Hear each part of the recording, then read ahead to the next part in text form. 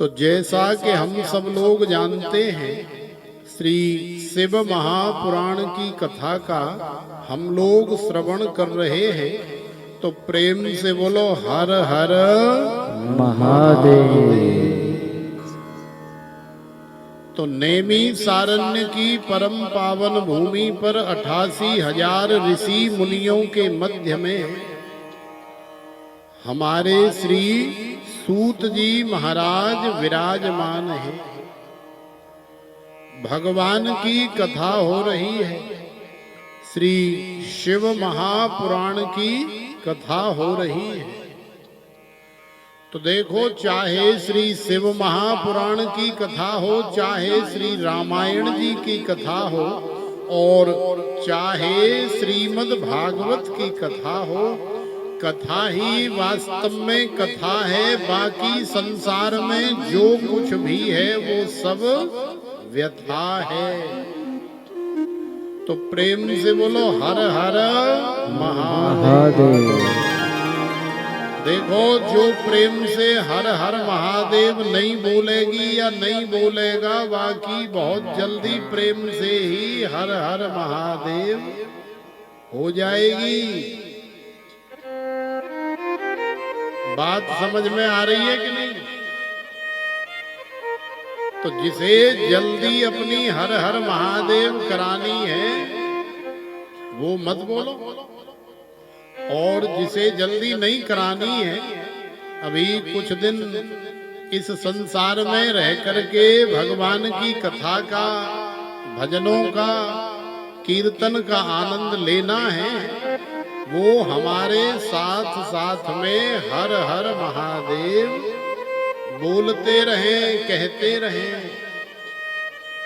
क्योंकि यत फलम नास्ति तपसा न योगेन समाधिना तत् फलम लभते सम्यक कलौ केशव कीर्तनात्।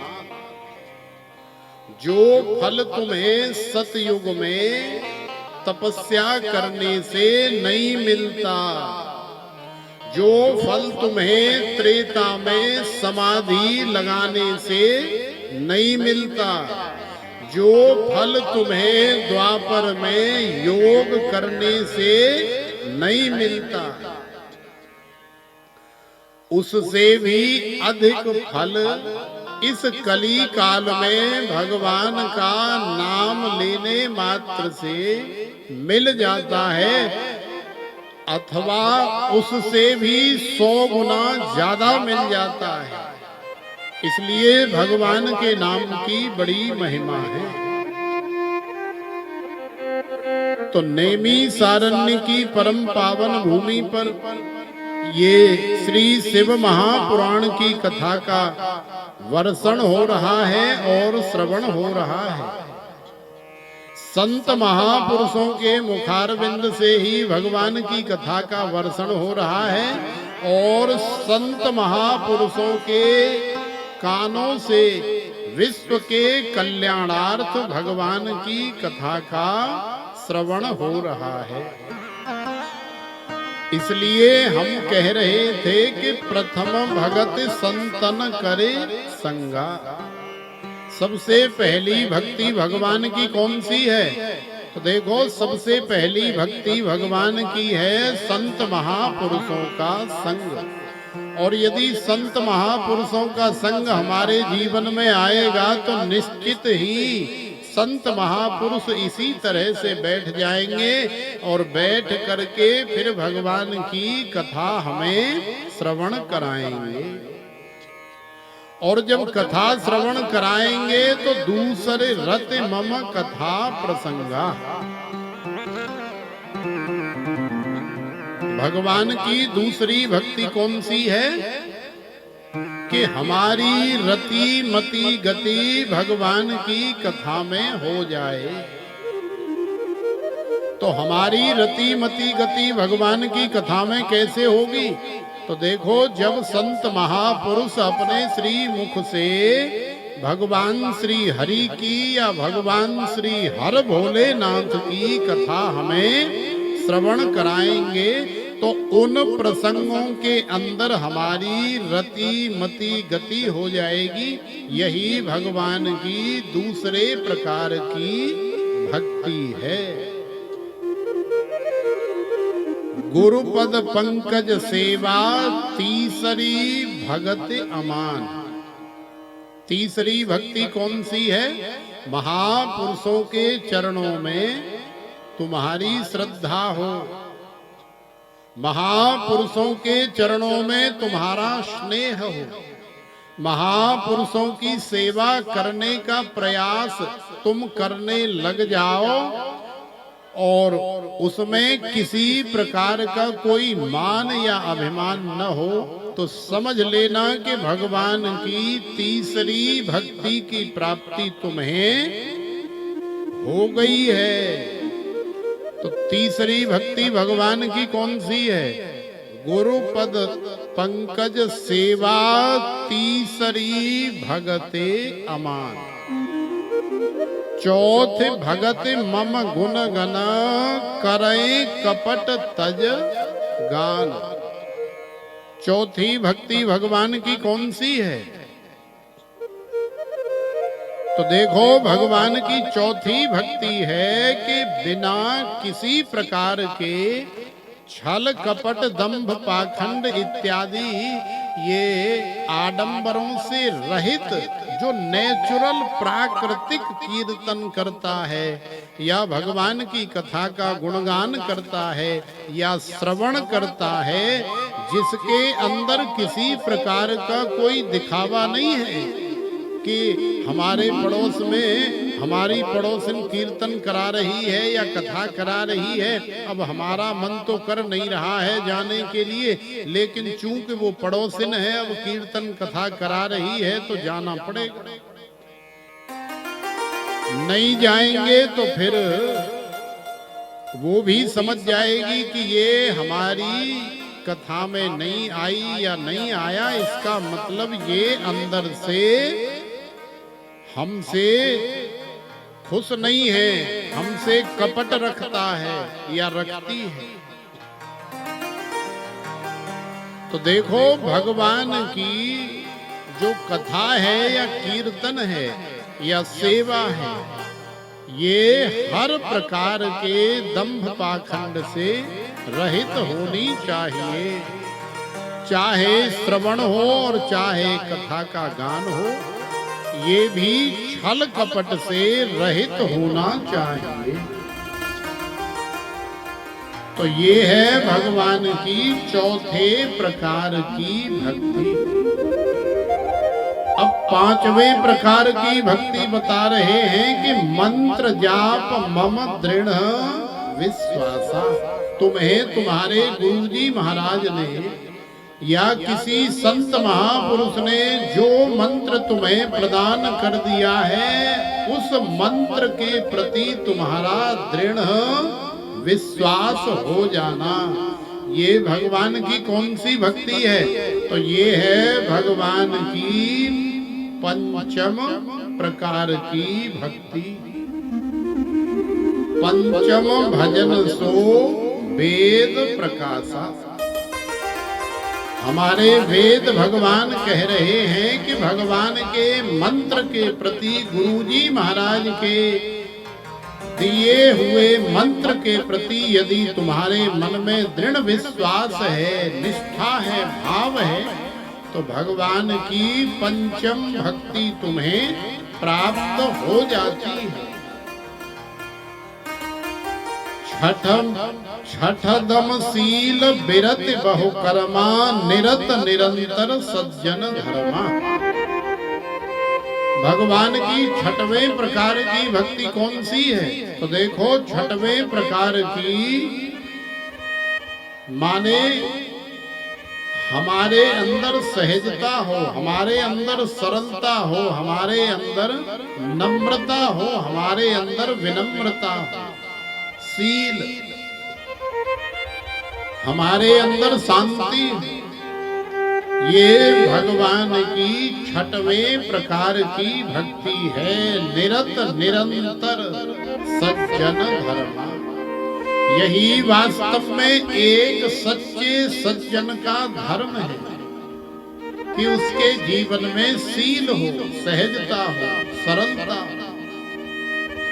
क्योंकि अभिवादनशीलस्य नित्यं वृद्धोपसेविन चत्वार तस्य वर्धन्ते आयुर्विद्या यशो बलम। देखो, जो अभिवादनशील होते हैं ना, उनके जीवन में ये चार चीजें तो अनायास ही अपने आप बढ़ जाती हैं, अपने आप प्राप्त हो जाती हैं। कौन कौन सी चार चीजें? आयु, विद्या, यशो और बलम। तो छठदमशील विरत बहुकर्मा निरत निरंतर सज्जन धर्मा।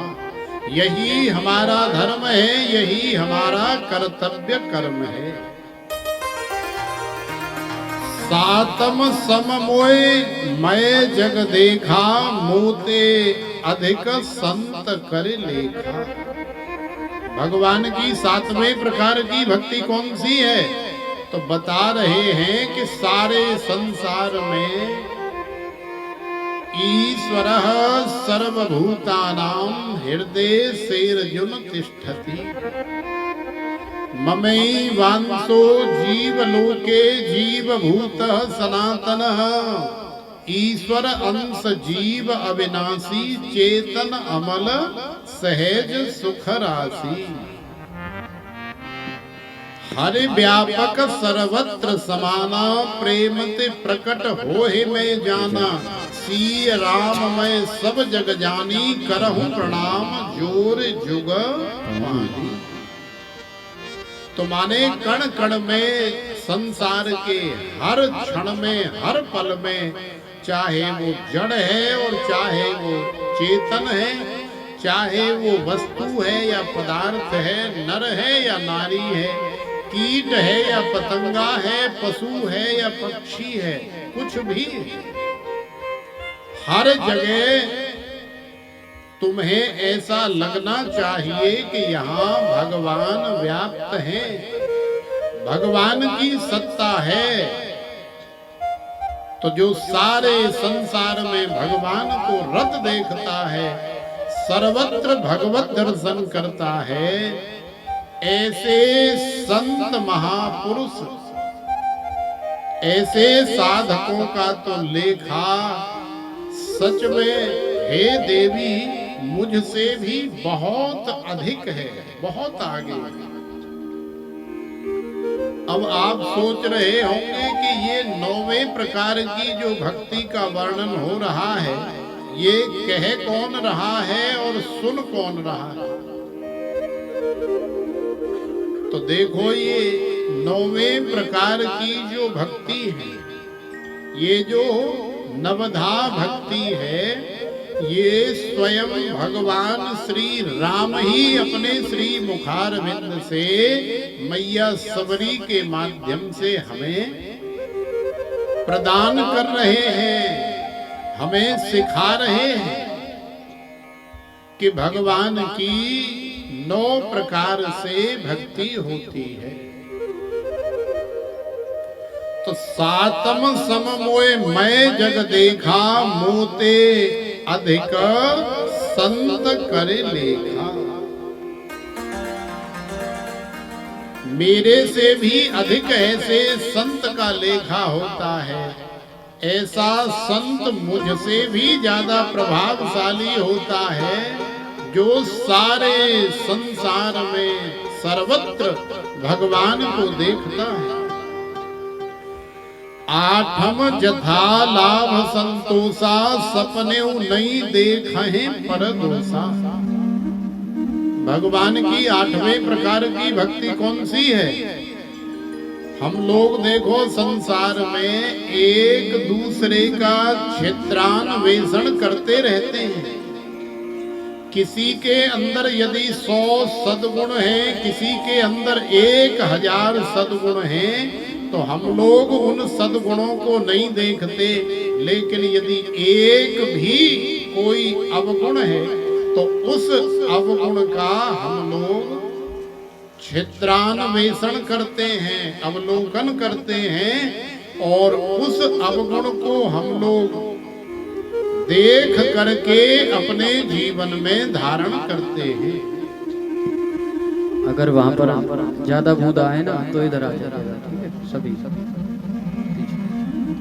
तो देखो, भगवान की कथा श्रवण करने वाले जो सज्जन हैं, वो सपने नहीं देखे पर दोषा। दूसरे के अंदर कितने दोष हैं, दूसरे के अंदर कितने अवगुण हैं, ये सब न देख करके उसके अंदर सद्गुण क्या है, उसके अंदर गुण क्या है, केवल वो गुणग्राही होते हैं, केवल गुण को स्वीकार कर लेते हैं और अवगुणों को छोड़ देते हैं, क्योंकि वो जानते हैं यदि किसी के अंदर कोई अवगुण है, यदि कोई गलत कार्य कर रहा है, तो उसका परिणाम जो भी है वो उस जीव को अवश्य मिलेगा, क्योंकि अवश्यमेव भोक्तव्यम कृतम कर्म शुभाशुभम्। तुम जो भी कर रहे हो, चाहे शुभ कर रहे हो तो तुम्हें सुख मिलेगा, तुम अशुभ कर रहे हो तो तुम्हें दुख मिलेगा, लेकिन मिलेगा अवश्य। तो देखो, सातम सम मोहे मैं जग देखा, मोते अधिक संत कर लेखा, आठम जथा लाभ संतोषा, सपने नहीं देखे पर दोषा। तुम्हें भगवान ने जो दिया है उसी में तुम्हें संतोष हो जाए, उसी में तुम्हारी संतुष्टि तुष्टि पुष्टि हो जाए। सपने में भी आप दूसरे के दोषों को नहीं देखें, यही भगवान की 8वें प्रकार की भक्ति है। नवम सरल सब सन छन हीना, मम भरोस ही हर्ष न दीना। 9वें प्रकार की भगवान की भक्ति कौन सी है? तो देखो, हर प्रकार के छल इत्यादि से रहित होकर के भगवान के प्रति ऐसा विश्वास हो जाए कि सबहि न चावत राम गोसाई, ना चाहे नर मर कट की नाही। संसार में जो कुछ भी हो रहा है वो सब करने कराने वाले प्रभु भोलेनाथ हैं, सब करने वाले भगवान शिव हैं, सब करने वाले भगवान श्री राम हैं, श्री कृष्ण हैं। ऐसा विश्वास हो जाए तो निश्चित ही हमारे अंदर भगवान की 9वें प्रकार की भक्ति आ गई है। भगवान कह रहे हैं कि हे देवी, नवमहु एकौ जिनके होई, नार पुरुष सचराचर कोई। इन 9 प्रकार की भक्तियों में से यदि किसी जीव के जीवन में एक भी प्रकार की भक्ति होती है तो उसका जीवन सफल हो जाता है, उसका जीवन धन्य हो जाता है, और फिर उसे मेरी अनुभूति होती है, माने मेरा दर्शन लाभ मिलता है। और मेरे दर्शन का फल आप जानती हो, मम दर्शन फल परम अनुपा, जीव पाए निज सहज स्वरूपा। ये मेरे दर्शन का फल है। यदि मेरा दर्शन किसी जीव को हो जाता है तो वो जीव फिर वास्तव में जीव नहीं रहता है, वो मेरे ही समान हो जाता है, माने ब्रह्ममय ही हो जाता है। वो अपने निज स्वरूप को प्राप्त कर लेता है। हमारा निज स्वरूप क्या है? हमारा निज स्वरूप है चेतन अमल सहज सुख राशि। ये हमारा अपना निजी स्वरूप है। लेकिन भगवान की माया का ये जो आवरण हमारे जीवन में, हमारी मति में पड़ गया है, इस आवरण के कारण हम लोग अपने निजी स्वरूप को भूल गए हैं। तो उस निजी स्वरूप को पाने के लिए ही हमें श्री शिव महापुराण की कथा सुनने की आवश्यकता है, और हम लोग यहाँ श्रवण भी कर रहे हैं। सगुन उपासक परहित निरत नीति दृढ़ नेम ते नर प्राण समान मम जिनके द्विज पर प्रेम। भगवान श्री राम मैया सबरी से कह रहे हैं कि हे देवी, संसार में जो संतों से प्रेम करते हैं, जो ब्राह्मणों से प्रेम करते हैं, जो गौ सेवा करते हैं, कथा श्रवण करते हैं, भगवान का भजन कीर्तन करते हैं, निश्चित ही भगवान उन्हें बहुत प्रेम करते हैं। निश्चित ही हमारे भोले बाबा उन्हें बहुत स्नेह करते हैं, क्योंकि हमारे भोलेनाथ वैसे भी बड़े भोले भाले महादेव हैं, और यदि कोई उनका भजन करे तो फिर तो कहना ही क्या है, फिर तो बड़े आनंद की बात है, बाबा बड़े प्रसन्न हो जाते हैं। तो ये भगवान की 9 प्रकार की भक्ति हम लोग श्रवण कर रहे थे।